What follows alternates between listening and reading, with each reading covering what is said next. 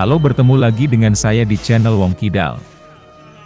Sebelum mengulas film yang dapat menemani waktu sendirianmu, saya ingin mendoakan, semoga kita semua diberikan umur dan rezeki yang berlimpah barokah, serta menjadi orang yang beruntung dunia dan akhirat.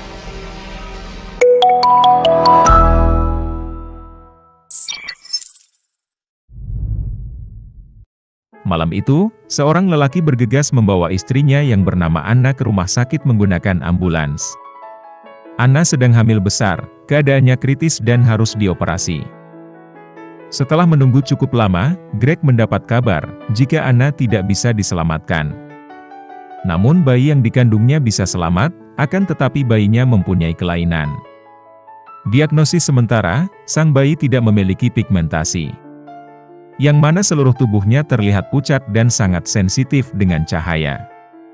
Ketika Grant ingin melihat bayinya, sang dokter mengatakan jika bayi ketika di dalam kandungan akan merasakan apa yang dialami ibunya. Ketika melihat sang bayi, Greg menangis dan mengatakan bahwa itu bukan anaknya.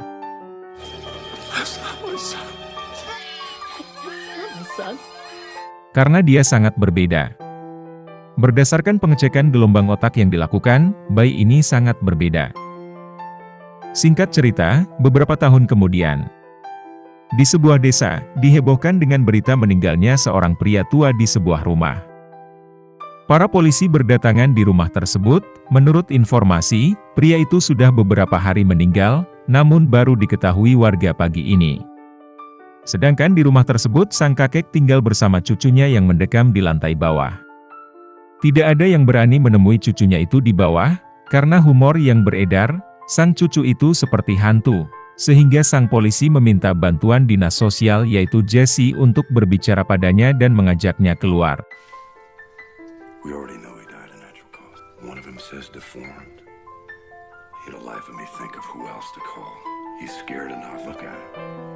What are you telling me, Dad?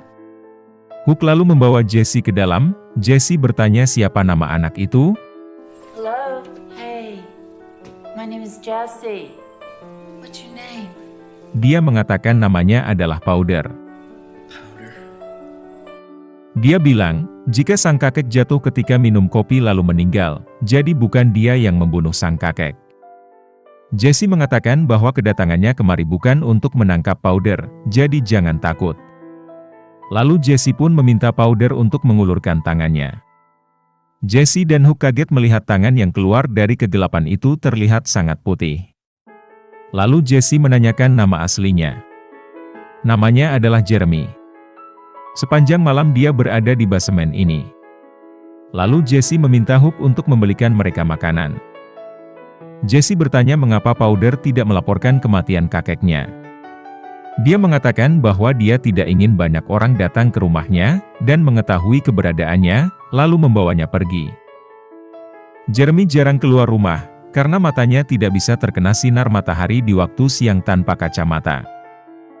Ketika Jesse bertanya kapan Jeremy terakhir sekolah, Jeremy mengatakan bahwa dia tidak pernah sekolah. Dia bahkan tidak bisa membaca.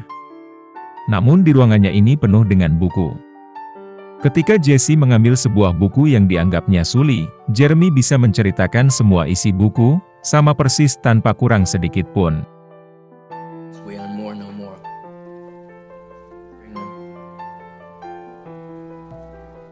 Jesse sungguh takjub dengan apa yang dia lihat sekarang. Jesse berhasil merayu Jeremy untuk keluar dan ikut dengannya. Ketika hendak naik mobil, alarm mobil itu langsung berbunyi, karena di dalam tubuh Jeremy mengandung listrik.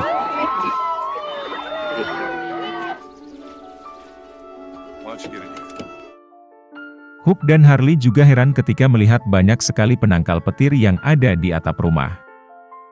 Jeremy dibawa ke sebuah asrama. Ketika turun dari mobil, dia menjadi pusat perhatian. Di sini Jeremy merasa sudah tidak enak hati. Ketika Jesse menelepon di dalam ruangan, Jeremy yang sedang berada di luar bisa mendengar semua yang dibicarakan oleh Jesse. Esok harinya ketika makan di kantin, dia dibully oleh seniornya yang bernama John. John meminta Jeremy menempelkan sendok di hidungnya sebagai anak baru. Jeremy langsung mengambil sendok dan mengusap-ngusapnya menggunakan jari. Dan terjadilah.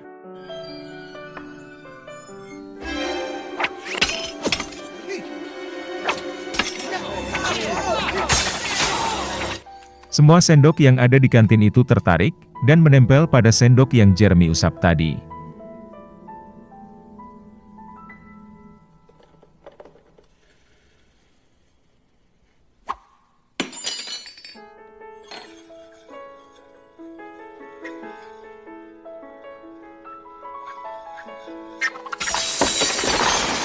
Semua orang kaget melihat kejadian aneh tersebut.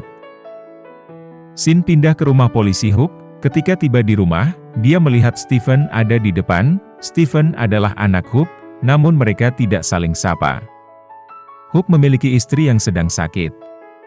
Istrinya hanya bisa terbaring di atas kasur tanpa bisa melihat dan berbicara. Sin pindah ke Jeremy yang barusan melakukan cek kesehatan. Sang dokter mengatakan jika organ tubuh Jeremy sehat. Hanya saja tidak ada satu helai rambut pun yang tumbuh di tubuhnya. Setelah dokter pulang, Jesse menawarkan Jeremy untuk ikut menempuh pendidikan di sekolah. Jeremy menerima tawaran Jesse itu. Singkat cerita, Jeremy mulai masuk sekolah. Ketika sampai di sekolah, lagi-lagi dia menjadi pusat perhatian murid yang lain. Di kelas, sang guru menjelaskan tentang energi listrik. Guru itu menggunakan alat untuk memperlihatkan bagaimana energi listrik bekerja. Ketika alat itu dijalankan, terlihat energi listrik itu selalu berpindah, dan Jeremy mulai merasakan sesuatu yang aneh pada tubuhnya. Dan benar saja, listrik itu langsung menyambar tubuh Jeremy hingga dia terbang.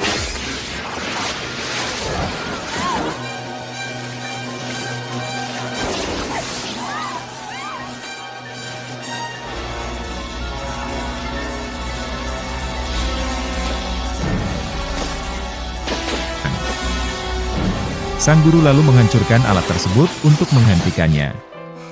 Tubuh Jeremy langsung terjerembab dan pingsan. Sang guru setengah tidak percaya ketika menyentuh tubuh Jeremy yang mengandung listrik. Ketika hal itu dia jelaskan kepada dokter rumah sakit. Dokter itu tidak percaya dengan apa yang dikatakan sang guru, karena menurut hasil pemeriksaan, Jeremy hanya mengalami serangan jantung, bukan karena sengatan listrik. Ketika hendak melihat Jeremy di ruangan, Jeremy sudah tidak ada di tempat, dia melarikan diri. Jeremy pergi ke rumah teman sekolahnya, di sana dia minta maaf karena telah membuat onar di kelas. Dia bercerita jika neneknya pernah bilang jika tubuhnya mengandung listrik. Ketika dia menjadi pusat perhatian, Jeremy mengatakan bahwa dirinya bisa membaca pikiran orang yang ada di sekitarnya. Tak lama kemudian keberadaannya ditemukan oleh polisi. Jeremy bilang dia tidak mau kembali ke rumah sakit, dan dia juga tidak mau kembali ke asrama. Dia meminta dikembalikan ke rumah almarhum kakeknya. Namun dia terpaksa mengikuti permintaan Pak Polisi. Jesse membawa Jeremy bertemu dengan Menteri Pendidikan dan para ilmuwan lainnya. Karena berdasarkan hasil tes IQ yang dilakukan, hasilnya menunjukkan bahwa Jeremy adalah orang yang paling cerdas sepanjang sejarah. Jeremy tidak tertarik dengan itu, dia malah meminta mereka mengantarnya pulang. Karena dia tahu bahwa orang di depannya itu hanya akan menjadikannya objek penelitian. Berapa hari kemudian, Jeremy ikut camping bersama teman sekolahnya. Kepergiannya dikawal oleh 2 orang polisi. Malam harinya Jeremy ngobrol berdua dengan Pak Polisi. Dia bercerita jika dia masih ingat ketika ibunya disambar petir saat mengandungnya. Mendengar itu, Pak Polisi terlihat bingung. Esok paginya Jeremy berjalan masuk ke hutan, dan dia menunjukkan keahliannya memanggil kadal dengan menempelkan tangannya ke tanah. Dan benar saja, kadal pada berdatangan. Tak lama kemudian datang John dan temannya. John mengancam Jeremy dengan menodongkan pistolnya. Namun terdengar suara tembakan yang tak jauh dari lokasi. Mereka lalu bergegas menuju lokasi tersebut. Ternyata Harley berhasil melumpuhkan seekor rusa. Melihat rusa itu sekarat, Jeremy sedih. Lalu dia memegang leher rusa itu dan memegang tangan Harley. Seketika itu Harley terlihat ketakutan. Hey, come on.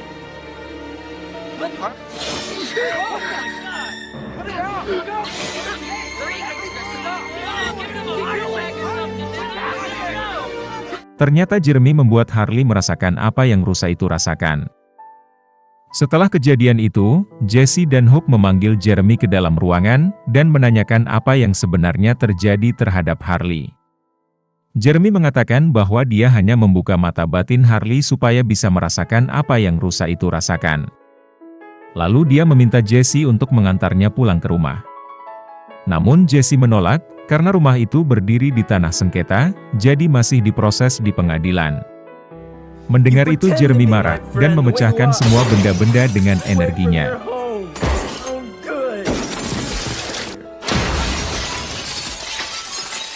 Ketika Jeremy menyendiri di kantin, sang guru datang menghampirinya. Sang guru mengatakan bahwa dia mengagumi Jeremy. Dia datang kemari bukan untuk menyakitinya, namun untuk menjadi seorang sahabat. Jeremy menyambut baik maksud kedatangan sang guru.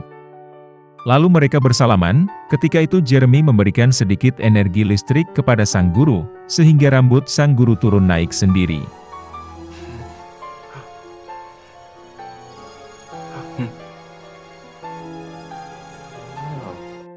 Jeremy senang, karena selama ini tidak ada orang yang berani menyentuhnya, termasuk kakek dan neneknya, mereka takut tersengat listrik.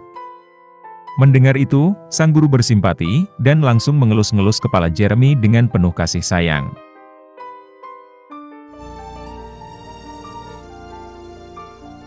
Paginya, Jeremy pergi menemui teman sekolahnya di pasar Minggu.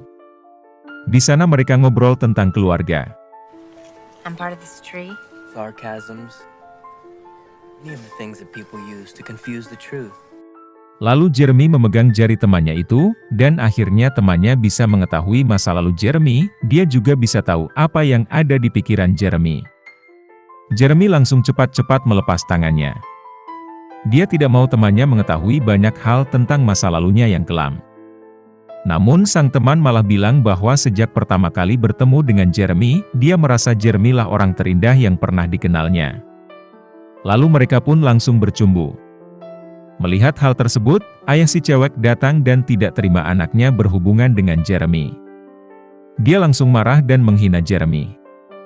Untung saja ada Jesse yang mencegahnya. Setelah kejadian tersebut, Jeremy langsung menyiapkan semua pakaiannya dan dia berniat pergi dari asrama.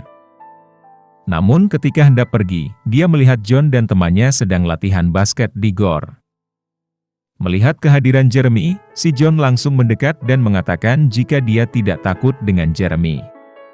Lalu dia merampas topi yang Jeremy pakai dan mengatakan, "Ayo ambil topi MU kembali jika kau cukup jantan, berikan pukulan terbaikmu." Jeremy lalu menatap wajah John, dan mengulangi perkataan yang sama kepada John. Ternyata kalimat tantangan yang John lontarkan kepada Jeremy adalah kalimat ayah tirinya waktu dia masih berusia 12 tahun. Waktu itu John babak belur dihajar sang ayah. Mengetahui Jeremy bisa melihat masa lalunya, John tambah marah. Lalu dia menyeret John keluar gedung. Dia mencopot semua pakaian Jeremy lalu mendorongnya ke genangan air.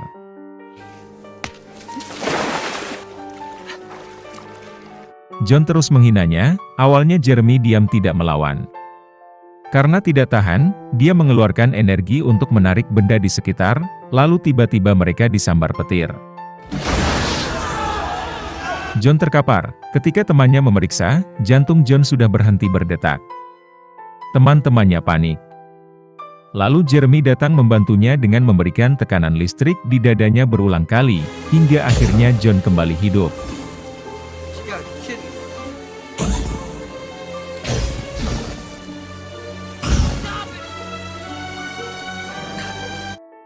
Melihat John berhasil diselamatkan, sang teman lalu menolong Jeremy kabur dari asrama. John menuju rumah sang kakek dengan menyelinap di sebuah truk pengangkut rumput. Setiba di sana, Jeremy langsung masuk ke ruangan bawah rumah. Tak lama kemudian Jesse langsung datang menyusul. Sesampai di sana dia kaget melihat buku koleksi Jeremy hilang semua. Jeremy tidak memperdulikan kedatangan Jesse.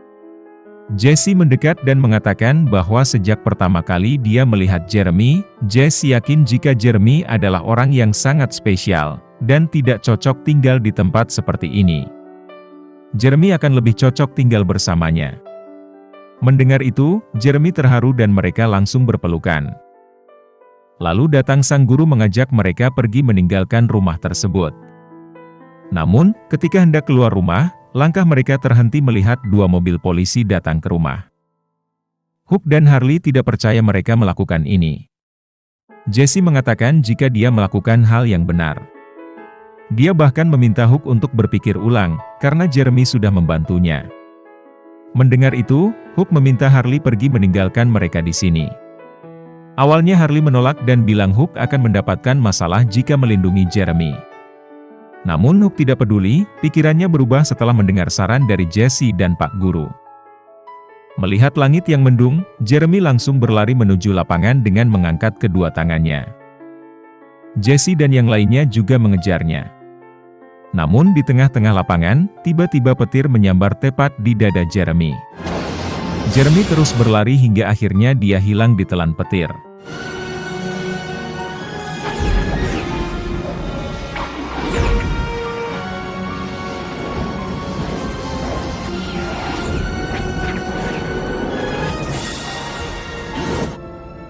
Film pun tamat.